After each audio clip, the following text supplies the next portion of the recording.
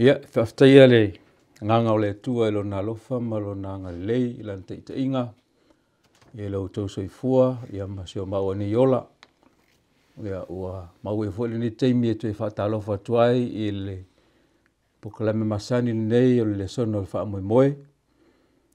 Ia e o atu wai i maota malawa i le nei fu isa pati e mese fu o se vaenga o le nei lalo langi i tātou te iai. Ia wale lufina o fionga le tua, whaatalofa tuai, whawhelo i atu lau taupa ia, ma lau tau malu, ia o mwhai foi ona tātou sanga i nei, tai au lona sa pati pa ia. Ia o mai e nei marisunga whawhengainga ia pasta setu, ia whamanatu, ia o se tasi foi au na whaasua mo le tātou suenga o tai au nei. Ia i whaatalofa tuai ma o nei mamalo le kāresia, tālofa lava. Ia o te minei ia manatu la whaisi tātou talo tu inatu sunga whawhengainga, ia pasta setu, ia na te ta ia i tātou se talo, ia wale anga pa ia marana ngā luenga e tofusia i tātou uma, ia il su ina o lana fionga pa ia, la tātou ifo matalo. Tātou talo, mātou te mai langi, o mātou sauni e whaalonglongo i lau fina ngalo e ale su ina o le sona, te talo ia au mai e lau fio le loto matala i o mātou langona whaatasi le whetalai mai o lau fio. Whaongaina o mātangata whaatau wao ni me whainga luenga i lau au. I ne mawhai o na manino le whaasoa le nei aso. Whamangalo i mātou whamanuia i lau whaafunga o no Yesu. Amene. Amen. Ia, la tātou ngā e le tātou le sona o le nei tae au. Leo tātou o mai i le vaengalo no ono nei o su ina o fionga le tua ni kuata. Le ho tātou mori mawina ia nisi o mta upu ua mawai atu o sa tātou tal noi na ele olo i papelu. Ia leo ua tātou tini mai lau whanua o le tala whaasolo pito ia ngai mai i le tangata lea suafa ia Aperamo, po Aperamo i le taimi lea. Ia, loe fo o tātou wha autui nai ia tu so ingon nita e au. O Roots of Abraham. Ia po o lona wha samoina o le tupu anga o Aperamo. Ia ese fo ile, mawa i atu fo ile tāua o le amataina mai so ingo le tusi nei o kenese ili mta upu le sifulu male lua, sifulu male tolu, sifulu male wha. Ewe i lawa e tini le tala ia Aperamo i le mata upu e lua sifuma le lua se o tu fai po lua sifuma le lima i ina ua maliu le tau ina. Ia ai saunua ia lau sunga le whawhengainga i le amataina o ta tau suenga nei tai au. Ia e whatatau i le tātou matua pe ona whaautuena o roots o tangata leo Aperamo ia po olona tupuanga. Ia o leo loo au mai ele matua le tau nei. O le whaatua na ana i Aperamo. Ina ua wala awina o ia e alu i le mea a maua e whai mono whanua. Whamaina i alu fo i ele i loa po o whea. E alu iai. La sau whaapopo mai i le waenga le tātou susu enga ni te au pasta. Tai, o te loa le ua manino ia le tau amtaino le tātou le sona. Te loa le autu o le vaiaso le nei le ua uma na e sauno iai o le tupuanga ia po le aa. Le aa o le tangata ni o Aperamo a. Mai a whai tātou te maitawina le tala ia Aperamo. Ia, o te loa e le ai maseisi o i tātou e le i tupu e malama tangata e iai le fisilifu i le masani a tātou o la haiti o ai le tamau la ufa tua. O Aperamo e masani ai te lo tangata uma Samoa sa fisili le maua i loa le tali o Aperamo le tamau la ufa tua te lo e tele nisi a o le tala anga ma le tupu anga o Aperamo la tātou le tala noi ai. Ai te lo le a le la tātou tala noi ai o le whaatua o le tangata neo Aperamo a. Peo no tātou na lau i lo o ia o le tamau la ufa tua. Le la tātou wawa ai inisi o mena tutupu. Tātou te ilo ai le mālosi o le whaatua o le tangata neo Aperamo.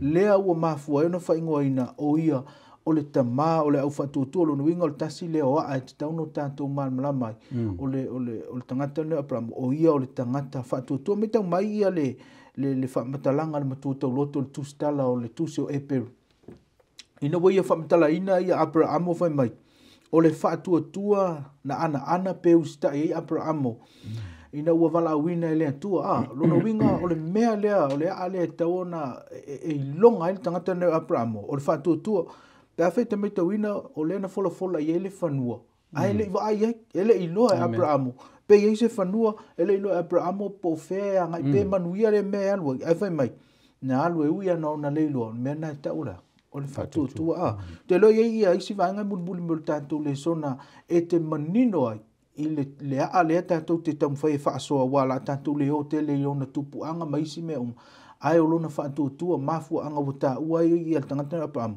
o ia o le tamā o le au faatuatua te lo le isi tala ia mulmuli mai mfai umata faasoa ai ia o la wa ina le faatomuanga o le sona o le vaiaso le nei o le a o Abraham tai mule malo ia le fu tatou mai tauina la matanga le sona pension o le sunga le fai fiau ia upu le faatuatua ma le upu lea o le faamafa mai suenga o le lek po le leka ile ngana e peru ia o le alu le ana alu i Abraham pe o no toe faaso tolu atu le saunanga lo sunga fai fiau e se ta o upu e lua faatuatua ia male alu o me te tele na o mai e tono tatou matua le pe ona sauno ele sunga e moni lava le ho tatou i loa ma silsila ma tatou manatua fo iso suenga mo vai o Abraham o le tali o Tara amen ia le ngata i lea o isi o na uso e to lua ona kori ma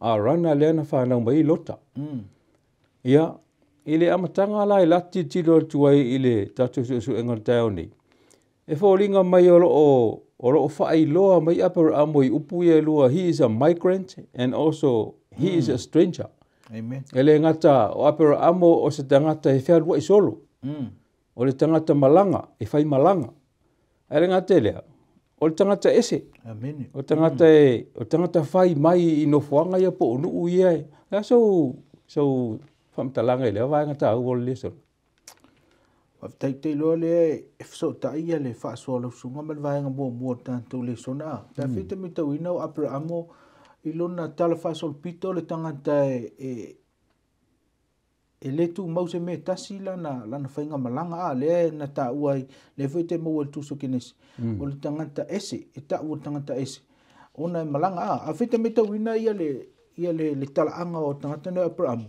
vala au ele tua e alu ese mai lona ainga pe fete me te wino Abraham na tupu ai tono o se tasio o nuu o paperonia vala au le tua alu ese alu pe le o ele tanto so enga vaso ne to nuu ia Abraham ile nuu na folfola ele tua kanana ia ai wongi fo to alu ese fo le Abraham ele tu mau se metasi to alu ese walu e kupito alo tu e kupito le la va ma farao ona lena pepelo e Abraham o lona to fine ia Sara ona ese fo ile langona Abraham le fo ina to e fo ile Abraham lona wingo tangata ya fe lo ya ma fo ngana ta wa yo tangata o le tangata ese ya ai fa perfecta tu te va il va mo tanto le son tanto su engol va son ni fa auto ina fa mai o le alu ese atu oi o Abraham e tai mi e tatou te fa pe o le mele o tangata ese o tangata fe lo ai o se mele anga pitai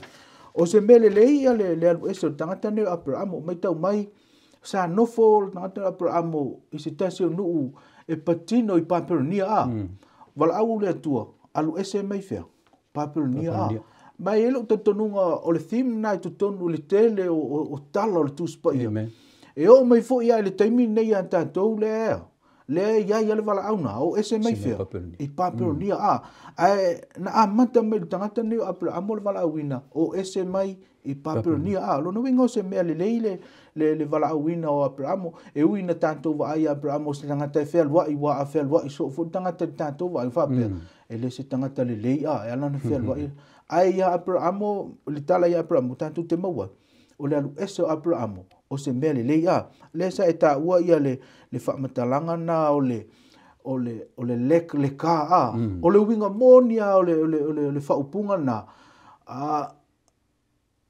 Alu. Kou, in order to find yourself. O le winga atona o le whaupuna lek le ka i le ngangana e peru. Kou, in order to find yourself. Lona winga e leo maua le atoto Abraham o le mea laia. Na no foi a le alu. E le maua Abraham o ia. Mai a alu fo o le alu ese foi Abraham me lona inga e le whapea ele na o le physical, ele va pe wotua na ele na o tanto ai wotua Abraham lona lau fanua ai ole alu eso Abraham wotua Abraham lona ainga mo na a ia tu ua lana nganu mana tu ole nganu fa papinia le sao lai tu ua me uma ai alu ese ai tai mi fa pena ia le vala ole tu tanto tangata amen tu ele ngata tu tanto fanua ma tanto me na tanto mau tanto ainga ai tu foi mau tanto o langa tu ai te lo foi lo sunga foi si fa le tono le langa sai ai ia le o vala au ne tu ia vi ia le tu le o tu me uma tanto o le tu o te lo fa penale ese mai o Abraham ia ele o se meleanga o se mele leitele ia le na fa ia Abraham alo fa so pe o le ata le tatu so enga le sa pati a mata mai ina ua lose po lost ia le tua na i o Abraham. Le ngata lea o le ova ai atu Abraham ore i le luma na i po la se ata o le atula i mai luma na. E se foi la le mana i el tu mai foi tatou foi taimi pe na sa no. O le tatou te iai i le folonga po le fainga malanga. O le lava tatou te fai malanga o mai te minei. Amen. Man me moni pe na sa no. Ia o tia i ese tātou mea tuai. Amen. Pei o mena amata mai Abraham. Wa lost i along a past. E o mai fo ila i le lumanai. Pei na wha au e lana whanau i a polo na tari i o le tamo al folfolanga. O Isaac. E le i wa ai au te Abraham po le ase ata i lumanai. O le ala e le upu fo le masani na wha ngā e whai launga sa moa.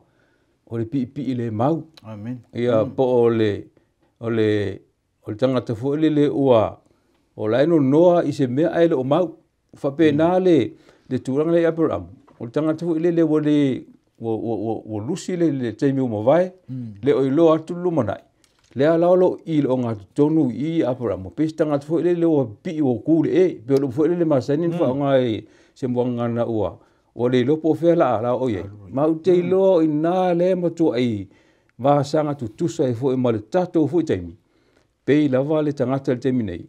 Ai maise le tangata o laele o manino rana wa ile lumanai. Ua whaasolo ina o maile tūlanga ua le ese wha moe. Ai ina ua tupu ia Abraham. O ina le a mata maile tala ina ua lu ese Abraham o tangata anu ua uro i ka le taia po Babylonia. Ai anga i atu mara nofo masara i ka rana. Ia peo le pito nuu leo o Mesopotamia ia le nuu leo karana sa no fo mai ai ia oina fo i leo o mai le tusi leo kene se los fuma le lima o ina le ta o fo i lo na ngo panorama le na ia Isaako ma Rebecca pe o le nuu le na o le tenere o Rebecca le pe fo linga mai tal fa sol piton to fo i mai a le tala i tua ma to o mai lava i kanana pe ona sa no sunga le fefe e fa pe na le lunga fa inga malanga le tatou te ai Amen.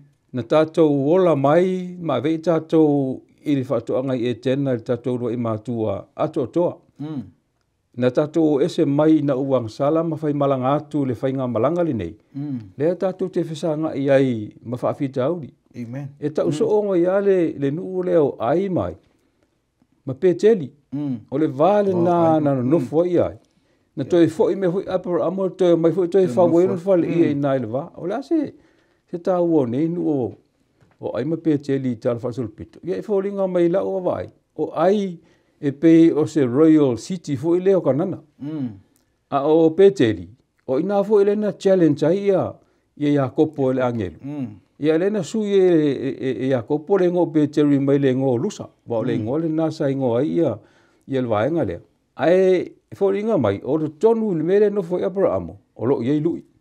Wa o karana, e o ngā to tonu iai ia, ifo ngā tu pua ia teimi. Le lefa mele atua, o ese mai ai. Le ala na ese mai Abrahamo ma fai malanga tuloa. E hui na te le lopo o fea lea ngā i ele na whainga malanga. A ese tā ua wae ngā ia lo au mai so enga i le tūlanga lea. Mō tātou le sona taio nei. E wai pe fōringa mai whaisi umina i Abrahamo i kanana. Se laupe se laulo suma 5 tausanga o nofo ai ia Abrahamo leo na tala whaasol pito. Ia, o le vaenga lua tātou so enga taio nei. Ia, lela tātou wa aila lea ngā ia tō tangata nei e kupito. Sei sau no mero sungai tu sai foi mal tato le sona tao nei o la so fa mtalanga fa tau le vai nga tau le nga ia tu ai per amo e kupit sa ia se mena tupu ai tonu i fa tai ta wale le vai nga le mai tanto fa so fa utuina ia le vai nga lo tanto so nga o le fa so ngai fia e kupit mai tau mai le na fai mai le tu ia per amo alu le o te avantu te oelea, le taui. Sauleo Abrahamo tuolo na ainga wa o mai kanana. Ai amatai e tantu te vava ai le kenese na sumalua, wa yele mo tupu, fai mai wa ongi. Ongi le no lea. Ona mafofo le o le tangata le nei o Abrahamo. O le alu e kupito le alu e kupito. O le perfeite mai tauina ia le tala anga le nuo le ntua. Le telo me o iai. E toi tō mānatua ia e kupito, ono e kupito. E iei le vai e iei vai, tele le vai, tele me ei te maua le tuso o Neemia le tuso, Isaia le tuso tupu, onge le nuo le ntua e ngai fea. E ngai i kupito, e mai tau mai la le vai ngata, ua leo te fia whaasoa ina. Tonu e le vai ngai, mwhaina e whaasoa mun mai ei, o le alu ese o Abrahamo mai Papernia. Na usita i le tua. Amen. Pe tai wo antu i le nu o folfolanga, le nu o kanana, vai antu i Abraham, ia uonge le mea. O na alu lo lea maitau mai ele ia ila se tal noanga o wha mau wina, se tal noanga le tua ma Abraham, on whai le tua Abraham, alu fea, alu e kupito. Ai le mawhau o Abraham, o le manuia lau i fea, lau e kupito Maitau mai o ina la le tātou te mauai ia le tātou te ai i le grace o le tua mantua mai o lea na alu Abrahamo i kanana ona o le whaatonunga le tua. Amen. Ai o lea ua toi mei e kupito ona o lona mawhauwhaua wa le leia ua o ina lau peu tau ngalo le whaatuatua o Abrahamo mana tua e kupito le na utau whaaso antu e tele vai e tele mea ai e le mana o mia tele inasea se whaatuatua wa lai te maua uma mea laua ea. O inala le ia le mea vuile o le whaalango le tangata i lisi tangata Ai ua ngalo ai le whaalango i le tua po le whaatuatua Pe whele te meitawina. E o tufo i Abrahamo e tele mea ai, tele mea inu, tele i ana manu na maua. Pe tai e leo fina ngalo na o le tua, e tulituli, mai a whai e leo fina ngalo le tua, e tulituli au pua ea. Whawhita au ia. Pena ia le wawa ai le tala le nek. Ua ngalo i Abrahamo lona whaatuatua i le taimi na o whaasoso ina i alu i kupito. Mai e ia lo manatu e whapena ia le savalinga le tātou te iai. Telo taimi tātou te manatu i le whamatalanga fo i lea whaperitania. The grass is greener on the other side. Tātou te nofo le mele, tātou te nofo e mo tātou whapea. E tele atu le manuia le mele. E te taun tātou mei o lai tele le manuia. Ai a whele o fina ngalo le tua. Pe manuia e le wa ai istangata. Tātou te le manuia i leanga e se le wala awina le tua mo i tātou. Luna winga e tā ua na o le mele tupu ia Abrahamo te loi e le talana, e le mena tupu i le na pepelo ai Abrahamo i tonu e kupito. O le vahenga tā una leo te fia whaasoa ea uia i tai au nei. Whapena umar mele na tupu i le tala i le tusi o ruta. No fofai mai wa onge le nu o le tua. O na mawhau leo lai manuia iai. Mo api. Matua mai o petele ema o le falfalao lena ta ua e niso whailaunga wa esa o le Bethlehem e sau i upu e pere lua o le peita o le fale ia ma le lakem o le bread lona winga o le fale falawa o pete le ema o le beef lakem o lona winga o le fale falawa o le atua o lona winga lua lona mafaufau ua manuia antu ia mo api a tatou maua le tala o atu mo api po tu ua le fale falawa o le atua o atu le mea lai mafaufau e te le falawa o te elito o lua o te ima muli e tuli au puea e whaafita auli tangata e le alu lea. E whai lona poto ma lona tamai, ai le wala wina le tua. O la ulu ina i telo tangata e kalesia ma tangata lotu ma tangata ke visiano. O le meu wala wina i tanto le tua. O ina la ilman wia pe tau safa to i titi ape. E le pe. Langa o familiana le tua. Ai a tatou mafau tatou poto ma tatou tamai. O lai e lanu mea mata atu le vau le spito. Ia, ona iai lea e tutuli au pua e whaafita auli. Ono winga, o le ale meu wala wina i le tua, tu mau ina. Ia, whaftai. Vaenga lewa e whaasoa ai. Ma o lo alia e fo tono nei su enga tau o le vaenga lewa sa no ele sungo le tai o nei. A sa vale vale tu la le sona nga i le vaenga fai o te mire i kupito. Ia o le upule o le manipulative ia po o le tau whaasese na whai e tangata le nei o apera amo i tonu o aikupito. Lea na maa fu ai ona le fia wharau. Amen. Ua le fia wharau ona ua iai mala ua tūra i mai a wharau ona o le mele ua tupu. O le tau whaasese ma le mele o le fau leanga pe o le upule a mai su enga le sona. O mea ia na tupu mai i le o langa o apera amo i na ualu ese mai le mea na wala au ele atua. I ka nana o le nu o folfolanga. A le ualu atu ia apera amo i. Ia, o pe ia le o langa o apera amo le o langa o tangata sala fu i e latu tele lole atua. O le fu ta o mai tato. E le se meka o se ang sala la ititi ma se ang sala kele. Amen. O le ang sala. O le fu lao au mai i tatu su enga i le tau nei. E pe whaatau waa le mele mawhau o skama o apera amo le teimina luatu ai. Whai aku ia sarai. Ia whai o lo tu fini. Pe o se mele i titi fua li loran mawhau. Ai ina ua whanau mai le mele. E lela i titi le mentu lai mai ai. Ma o le anga sala.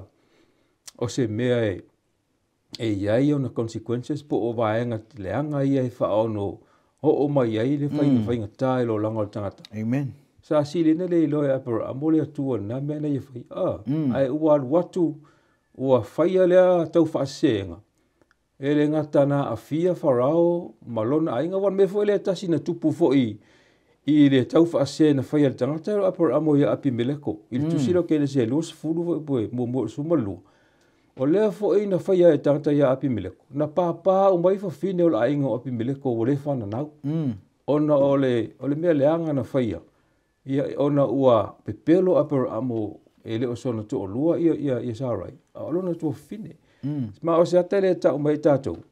O le alu ese mai o apera amo mai i manuia o le atua i kanana. Ai adu watu e kupito. Ua ta whea ese wha manuianga malesi mea.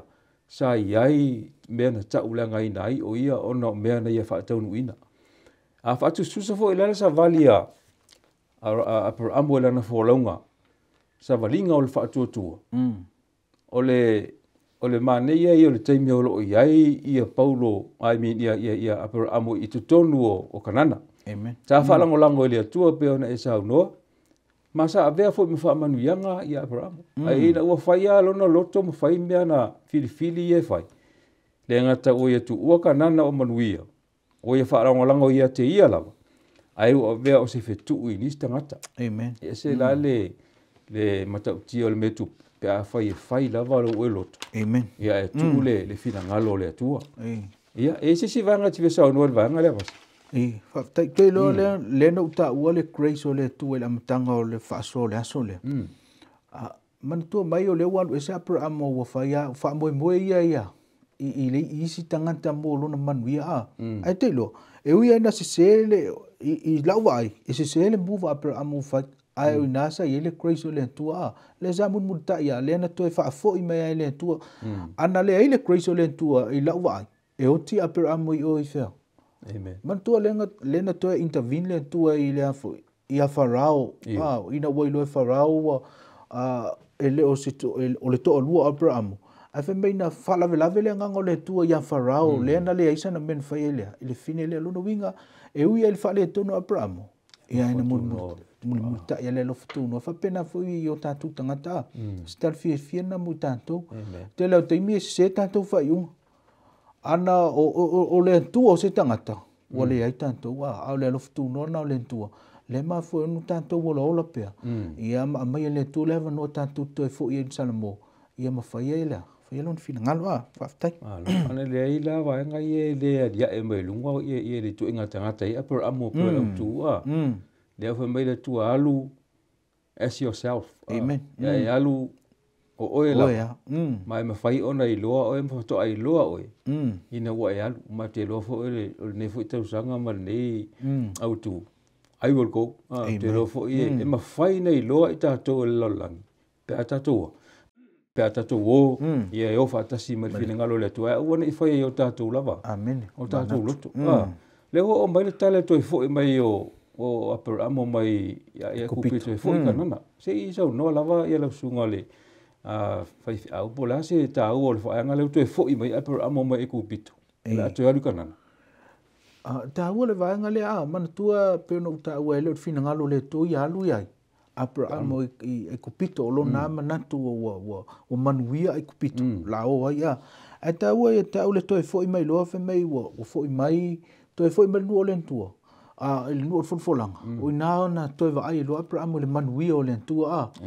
ya tupo i lo ma le fa fita uli le va o ia mai ma lota ele le vaenga ta o te fia au mai le tangata le si vaenga o le soifonga Abraham le si ya o le olanga o tangata ne Abraham mana tua o lota ele tu sala mo Abraham o lota o le antali o le uso Abraham ai na wa tupu me le fa mai Abraham fa mai Abraham lota o mantua o le ofia le fa no o tele le manuia o fo ele to fa mai lo ma wa vesi la ia au na Abraham mau au na lota ai tau e tau ta la Abraham fa lota tele mana ta te fa ina ile ngo ta ole ele uso e matua mau lalo au lisi ya ana o le langa tanga ne Abraham tanga e loto mau lalo me Abraham o lo uso e uia o e tele titi ai au tita o lo uso le ngate le fa mai ina o fili lo fa nua me la Abraham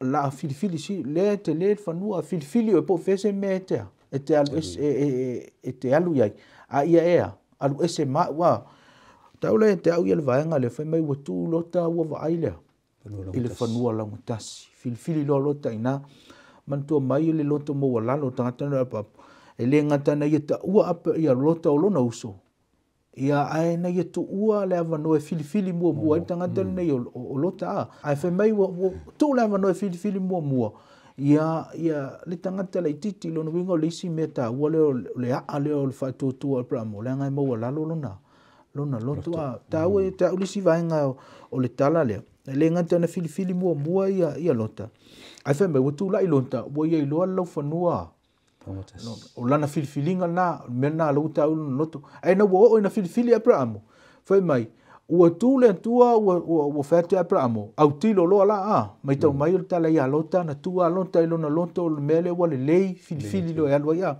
ai tu lunga ya ai o le taimi la filifili Abraham na fa mo le tua famile tua tu la lunga va ai le ile lo fanua le la o mantia te ya lo no winga o lota foi o le anta o le o le wha moe le tangata i mea na te maua, o le wha moe lo na ta maimalo na poto ma mea uma na te iloa wha le tangata. O le manuia na, o le waina aifai. A lota, o le whanua wala ngotasi, e wha su e vai tafe. Ia ai ono o me le tamara pra mo whai mai na tū la ilo le tū whai tera tū la ilunga. Wa ai la oe a. Ia o le se senga na o le filifilinga na whai e le tūa ma le filifilinga whia tangata. E ui ma nei el wa ai, e ui ma nei el wha alongo. Ia ai whai mai.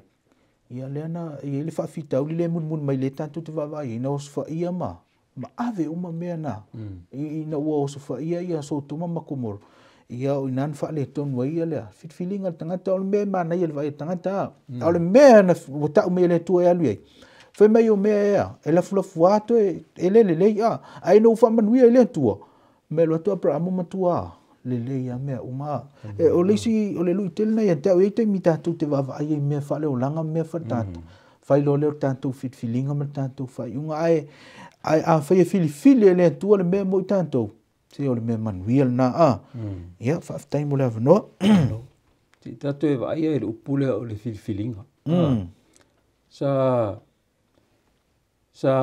o loto filinga lota amen a pero amo foi sa se tia na filinga o se senga filinga ye lua a le ngol tala pe ona sa no sa manuia ia pero amo ilan filinga sa faia amen ai o le sa o tonga o filinga lo tan fili ai na i ule polonga amen ma le me moni lava o le o fili alo e nofo lata e feito to o so to mama makomol e te mita to te fili sa o loto tatu filinga so se me o mai le tu ma na tatu fili lo le me tonu yo tatu lava ma fa amen le tatu va ai e tatu te vai pe se o manguia io ka miki le a tatu te lo o le sa o tonga le na e se ai ma tatu a vatu e tatu filinga i tu vai o langa fa o no o mai fa fita o li tono le e le tatu mamla mai le unga na o le inga lota amen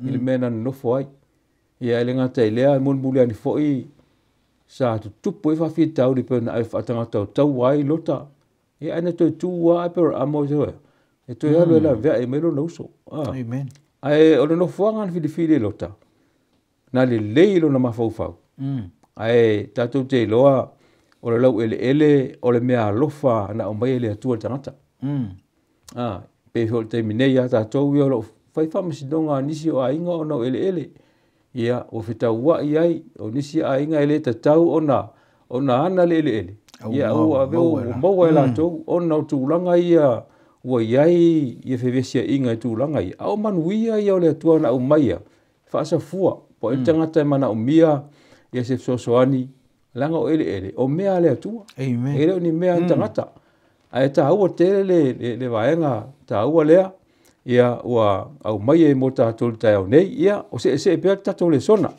leu tatou ngai atu le vaenga mulimuli ona ua o tatou taimi amen le sunga le vai au si ta ua tele le melo le veinga ngala vei lota i le taimi o le polonga na o ia i le so fata singa ia tupu ia o papelu mo lo lo i taua lea i te tona tu spa ia le na tau wai i tangata nei ona o ele ia le tu lai mai na avatu ai malota e se tau o le vaenga lea i le olanga le vale o apor amo malota sunga le fafta ia ta wale le vaenga le wa o melta tu le sona mai tau mai o le na vivesi apor amo ia famelo maltala ia apor amo ia lota teilo alu ese atu ma wa alu lo ai na watupu tau lea e tangata fai mai na sola mai tau ia apra amola wa ave lota tau e te aule o langa tangata na apra mleta tutun mau a tutuli ia au apra amoa wa e te lope no fantu la le o tele se fa soa i lona tupuanga ai ia o na a fa le nganga le te tau fai mai a le si vaenga o tangata le tangata lo fa mangalo to apra amoa mai tau mai ana wa ule ana ma vesi malau malantali o lo uso alu lo nana ta mai a lau ave tangata u fa pelo ia mate ai wa mau al tangata ne apra nana ta mai fa mai lau ave tupu ia lota mana mea uma tu ai lunga tangata fa mo popola au tau ngalo uma fa fita uli o le lava malota ai alu ta wala ia ta ule langa le Abraham o le tangata e loto wha ngalo mai e lo tatunga le tasina me matua misia i tangata le kalesia le tua ma tangata ke visiano o le fia ia ta po i le tua ai matua musu ai fa ia le mele wha ngalo mai e te me fa pe nai fo ia wis te mia ai le tana le Abraham le a le sia ale o fa le nganga o Abraham o le loto wha ngalo tu lunga perfecto me te wina o le vesi ia tupu nei ai o lau whanua ia, wa umana fola le tua ia. Abraham. Ia Abraham. Lona winga o leve vesi. Ai ese tangata ia. Ia ona whanua. Lona winga o le simeta. Wana ia. Mai i loa le Abraham. O umana avantu le tua whanua lea. Mai a whai te meita wina. Whata amilo a ia. Ia tangata ia na oe lango le isi tu. Le itu aifo. Le itu isi tupu. Ia lango isi to a wha le isi tupu. Ia. Alai no fo Abraham. Ilo le Abraham. Mai mawhua te mea. O te oso ai.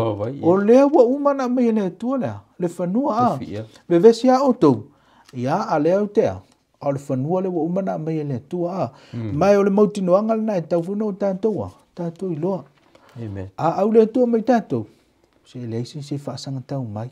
O i fo i e vesi mai. O le vana fola le tua o utu ea. E man malo a. Le winga la lo whamitalang. Pea fete mai tau ina i le tala lea. Ina fato a hoso Abraham le taua lea. Ina wa ilo wa afia iai. Elo na uso lota a. E lei fa pea na hoso Abraham o isesea. E lango ina. Na alu sa Abraham o na wa afia lo na uso. E vai na luato Abraham o toi fa fo i mailo na uso. Sa ufa ya tupo kanana. O so toma makomoro. Ave mai na tangata. Ai ave ia. Me ma fa mai Abraham le ai. Elisa me fa ia mea. I te wo e fa pea wa. O ma o no o a. Lo no winga la tau me tau le olanga o tangata ne Abraham. O tangata e le ngata e loto fa manga. Lo tangata e toa. Fa moe lea. Fotfolanga le tua a. Fa moe o Abraham na le oso vale ai se taua. Ia na iloa Abraham le me tu ai. Ta tia tangata e vesi. Ai tu ia mo le tua a. Fa pena ia le alunga o le olanga le tatu te o lai. E ala na vea lis tangata o lea. O le oso pungsa. E leo malama ni mele tupu. O le mea o tatu le malama ni mele tupu. Tatu mo le tua. Ai tu tangata e vesi. Ia pe a whai wafia vesi o le oso pungsa. Ia e la vea i foai. Ia le mele o te ilo i Abraham i leisi ia alea. O tangata e leo tu whamangalo. O le tangata e whaamoe ma mautūlo n tatonunga i folfolanga le tua. Ta hua te le vanga lea, ia ono le tatou taimi ufai. Wa e se ta hua ona i vanga mulmuli ia, lau sunga le whiau. Ona o le whatua tua lea i loa lawa i o Abraham. I te rona whisidi Abraham lea tupo lai mea la whai. I le taua lea. Amen. Ia, ona... Eu ia na toa se tolu se rosu mal valu i la tau na o. Ai pe ona e saunoa. Ele i te e atu Abraham anga i se tupu po se whainga malo. Na o sa o tolu se rosu valu lea i le tribe lea la toa. Lea la toa, vea lota. Toi whainga o fie i ora uwala lea tua. Le se vevesi na iai. Mai pe ta o tala lea i tono le tusi lea o le pateria kamperi fete le tula se loto sumalima. Mai no fili atu Abraham i le fasino manga le langi. Fa mela ia Elena Waita. Sa uni ia le autau. E le faasanga tau i tupu e toa wha. Ai na oia. Na tau awe faatanga to tau waina ia lota. O ina le na. Nena ngalu. E lona winga sa fisili. Ma katalo Abraham le atua. E mai se ta se vaenga tau na fai. Pa pena fo le ia ta topo alu i tele tupu mai. O le fatu o tua ia ni tanga tau Abraham. Le ta umai ta tau le ta ua vaenga ta ua le sona. Ia mo le suenga ia fa umata suenga tatu e karesia ma le sona ta o nei. Ia ile tale a mixa teko fa umata suenga le sunga fi au. Fa vtai pa fai te vavai ile autu le ansolia fa be o le sfulua ia a mixa teko a. Pai o tala le o pa fai te metauina. Walwa le tala o te ia le oso mo mixa teko pe fete me tawina e te ia ele ita o mua se tangata ngoia mixa teko te ia le oso mai tonu i ai e oso mai o le matua tau o le vaenga le na au mai le tala ia mixa teko vaenga mua te fia au mai ia mixa teko o le winga o lona ingoa pe fai te vavai le ngangana e peru. E fai ule ngo mixa teko i le upu lea o le sedek. O le winga o le upu sedek ia o le amiutonu. O le amiutonu. E matua whaafeanga ia le winga o le maitau mai o Mitsā Teko i le whamatalanga a le tūsau kenese. O le tupu o Salema ia le munmuli i fofa ingo ia Jerusalema lau le lea. Ai e tau e ndea au le winga o lona ingoa. E whaai o le ami o tonu. E tuu whaafeanga i ma winga o tupu ia lea mai tonu tatou le sona. Le tupu o Sotoma. O le winga o le ingoa o le tupu o Sotoma. O pesa i le ngana e Peru. O le ami o leanga. Ia lona winga o le tupu Sotoma o le leanga o le ingoa o le tupu Komoro o le ami o leanga. Matua whaafeanga ia mai. Ma le winga o le upu, ma le winga o le ingoa o le tupu le nei o Mitsā Teko Ila lo tatonunga o le whatuatua o Abrahamo. Na ia i loa le lei ai. Le tangata e ave i aila na sifurua umau atula utala pu le sifurua ai mai tau mai o le whatuatua Abrahamo. Na ia i loa le lei ai. Le tangata e ave i ailea. Le mea patino i le tua mai tau mai ina ua ai Abrahamo ia Mitsā Teko whai mai. O le tupu ia ma le o ia foi o lea.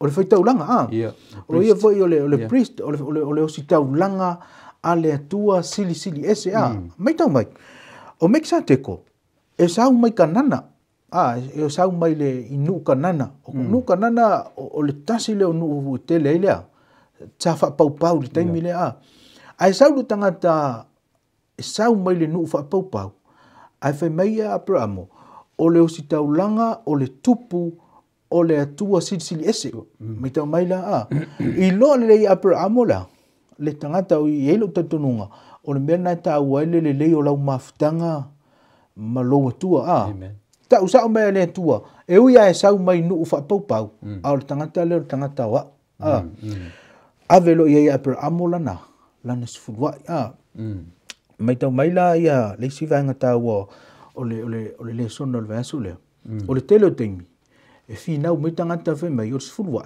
o mea na sa le vi i o le nuu o Israel a faila le o tātou ni Israel e le tau na wha marusi e tātou lea le sifurua ai mai tau mai o le teimi Abrahamo e le i o na tau fienia le au sa le vi ana i loa Abrahamo o le mea le o sifurua e ave whaafitai ai i lona tua mai tau mai le whaamatalanga al tusu kenese pēr kenese sumal whana iai le whaamatalanga whai mai o le tupu ai o le tupu o le tua o le tupu sili ese le whaingoa ina Abrahamo o le tua ma whai mai lo malan whamatalanga o le tua na whaia le lalolangi o ia e ona lea le lalolangi ma mea uma lona winga o le whamatalanga lea Abrahamo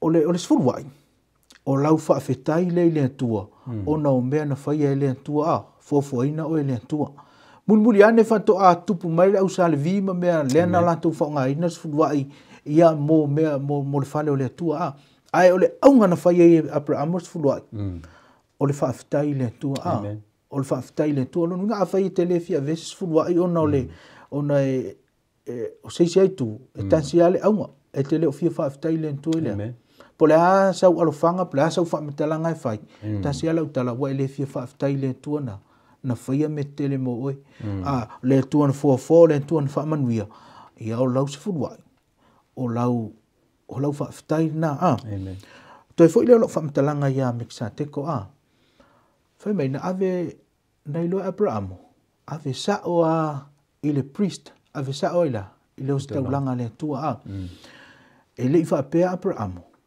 o le a tuu lau sfuruai i lau tanga whai mai Abrahamo la ave lau sfuruai fea e le i kea Abrahamo po fea po le alfa o nganga i Mitsā Teko lana sfuruai Paulo mea ta ua le ua whaafetai le tua ave i le osi taulanga o le tua ave i le tangata o le tua o le mea le ua tupu tangata o toi so ele ngata mai tau mai le no whanto o le sfuruai o lau whaafetai le tua a le mea le ua tupu o le ua ave ua tau o lau whaafetai le tua a watu foi le toi tu i fea toi tu ai ia tanga o le aila sea le se winga a man tua le tala i Abrahamo o lau sfuruai o lau whaafetai ave i le priest le tangata o le tua le o staulanga pula ia le whainga a o le vana o ia ma le tua au o la whaaftai le tō le o vantu.